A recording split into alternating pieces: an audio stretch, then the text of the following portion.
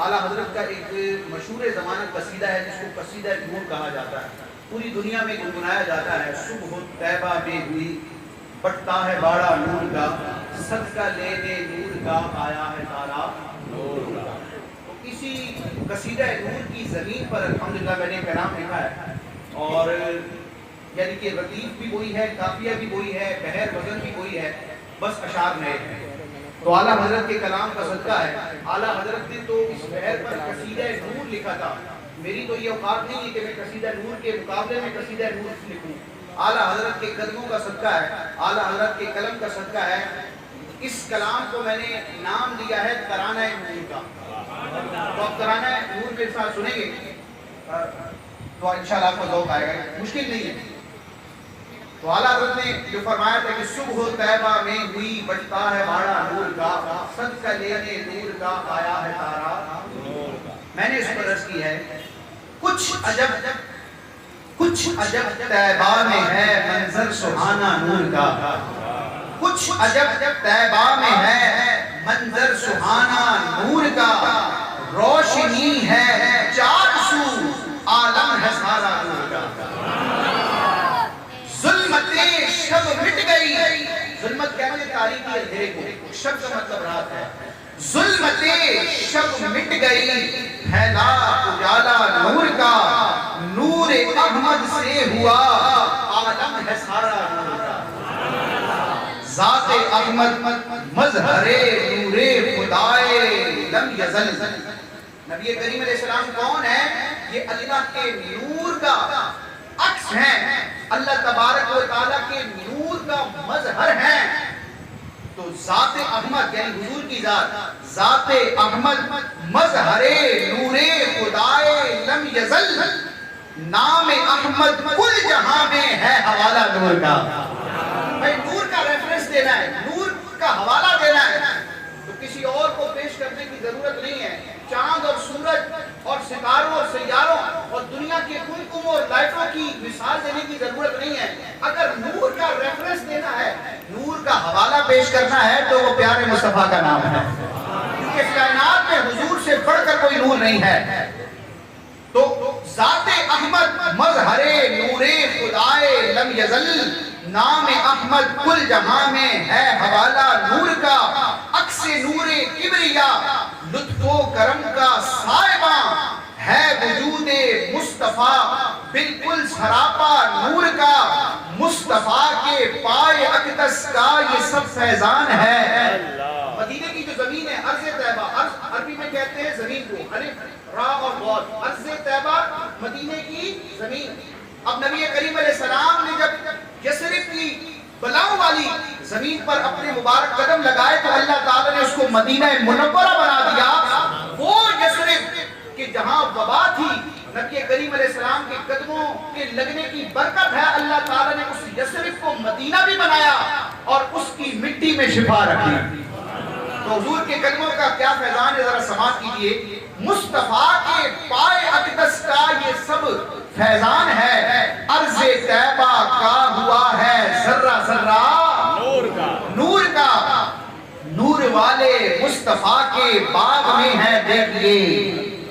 بھائی ہم صرف پنج تن پاک کو نہیں مانتے، پنج تن پاک کو بھی مانتے ہیں، اور قیامت قائم ہونے تک نبی کریم علیہ السلام کی آگ سے آنے والے آخری سید کو بھی مانتے ہیں، جو حضور کا شہزادہ ہے۔ جتنے بھی سلسلے ہوں، جتنے بھی درجات ہوں، جو حضور کا رسمی شہزادہ ہے وہ ہمارے سرکردار ہے۔ حضور کا باغ ایسا ہے کہ حضور کے باغ میں، نبی کریم علیہ السلام کے باغ میں درخت ہو، پھول ہو، پتا ہو، بیج ہو، اس باغ مصطفیٰ میں کچھ بھی ہو سب نور والا۔ والد فرمایا کہ تیری نسل پاک میں ہے بچہ بچہ، تو باغ مصطفیٰ میں سب کچھ نورانی ہے۔ سماعت کیجئے، نور والے مصطفیٰ کے باغ میں ہے دیکھئے، ہر کلی پھل پھول غنچہ اور پودا نور کا، چہرہ پر نور کے اوصاف ہوں کیوں کر بیاں، خاک ان کے پائے اقدس کی ہے غازہ نور کا، کشور کونین کے ہے تاجور پیارے نبی، دو جہانوں میں بٹھایا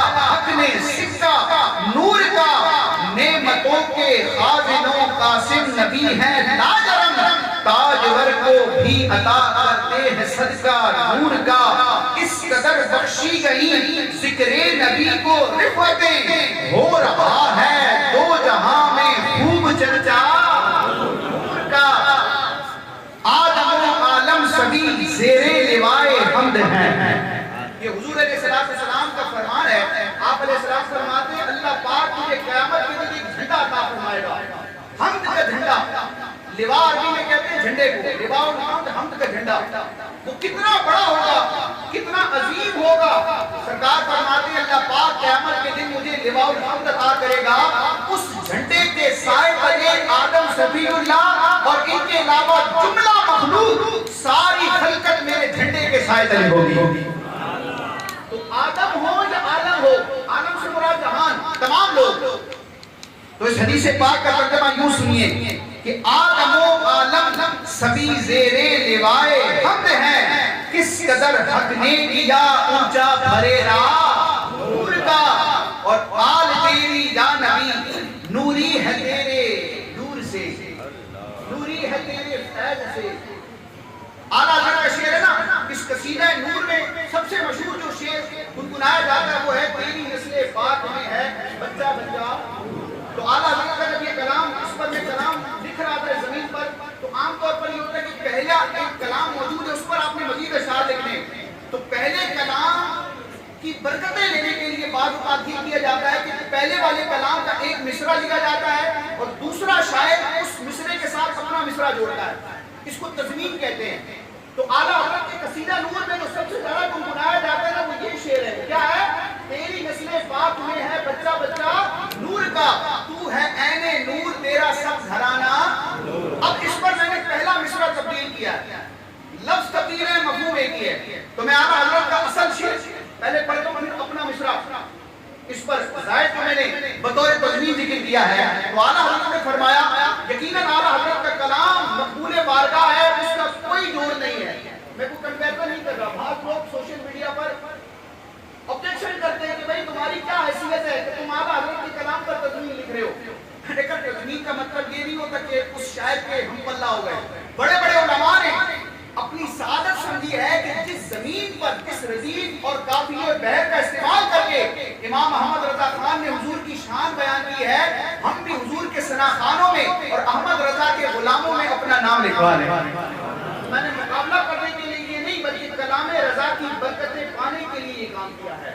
تو اعلیٰ حضرت نے کیا فرمایا تھا سادات کرام کی شان میں کہ تیری نسل پاک میں ہے بچہ بچہ نور کا، تو ہے عین نور تیرا سب گھرانہ نور کا۔ اب میری طرف سے تضمین ہے آل تیری یا نبی نوری ہے تیرے نور سے، آل تیری یا نبی، آل تیری یا نبی۔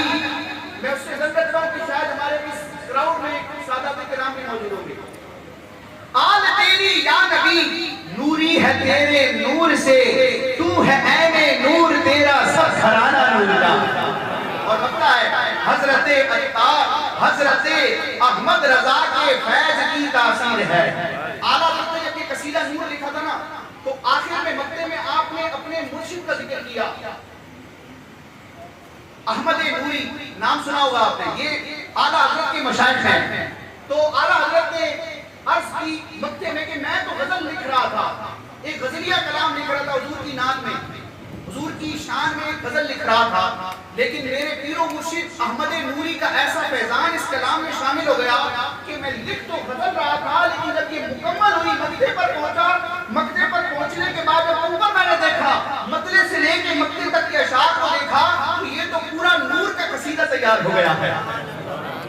تو اعلیٰ حضرت نے مقطع میں ذکر کیا کہ میرے مرشد کا فیض مجھے ملا تو میں نے غزل لکھنا چاہی، وہ قصیدہ نور کا بن گیا۔ الحمدللہ میں عرض کرتا ہوں امیر اہل سنت کے توسط، امیر اہل سنت کے واسطے سے امام محمد رضا کا فیضان مجھے ایسا ملا ہے کہ میں نے لکھنا ایک کلام چاہا تھا لیکن وہ الحمدللہ قصیدہ نور نہیں ترانہ نور بن گیا ہے۔ قصیدہ نور نہیں کہا میں نے، قصیدہ نور تو احمد رضا خان جی کا ہے، تو یہ ترانہ نور ہے۔ تو اب اعلیٰ حضرت کی سنت کو گویا کہ ادا کیا، انہوں نے مقطع میں اپنے مرشد کا ذکر کیا، ان کے فیض کی برکت سے قصیدہ نور ہوا، تو احمد رضا کے فیض سے یہ ترانہ نور ہوا ہے۔ تو حضرت احمد رضا کے فیض کی تاثیر ہے، کر دیا تحریر برہان ترانہ نور کا۔